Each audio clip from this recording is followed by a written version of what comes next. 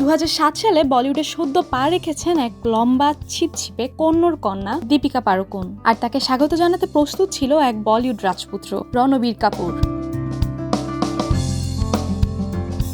কাপুর বংশের সোনার ছেলে আর পাড়ুকোন পরিবারের সোনার মেয়ে, যাদের প্রেম দেখে তখনকার মিডিয়া বলে উঠেছিল this is the next golden couple of Bollywood. Bachna Ae Haseena সিনেমার সেটে এক অন্যের চোখে ডুবে যাওয়া, শটের ফাঁকে মুচকি হাসি আর ক্যামেরার বাইরে একসাথে লাঞ্চ, এভাবে শুরু হয়েছিল দীপিকা ও রণবীরের প্রেম। এমনকি সেই প্রেম ছিল এতটাই গভীর, দীপিকা নিজের শরীরে এঁকে নিয়েছিল রণবীরের নাম।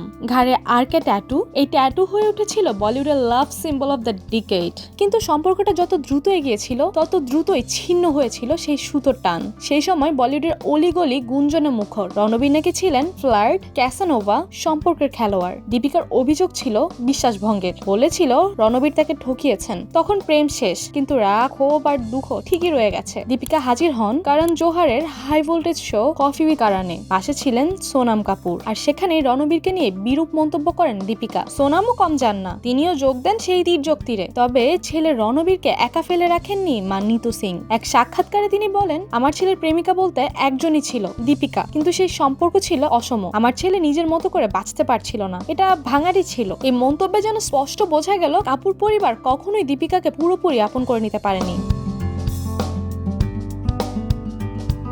আজ দীপিকা পাড়ুকোন সুখী স্ত্রী, রণবীর সিং এর জীবন সঙ্গী, এক কন্যা সন্তান নিয়ে এখন তাদের পরিপূর্ণ সংসার। অন্যদিকে রণবীর কাপুর গাঁটছাড়া বেঁধেছেন আলিয়া ভাটের সঙ্গে এবং হয়েছেন এক কন্যা সন্তানের বাবা। তবে দীপিকা রণবীর নামটা আজও রয়ে গেছে বলিউডের সেই রোমান্টিক ইতিহাসে। তাদের ব্যক্তিগত জীবনের চড়াই উতরাই শুধু তাদের ক্যারিয়ারেই নয়, বলিউড পাড়ায়ও দীর্ঘদিন আলোচনার বিষয় হয়ে দাঁড়িয়েছিল।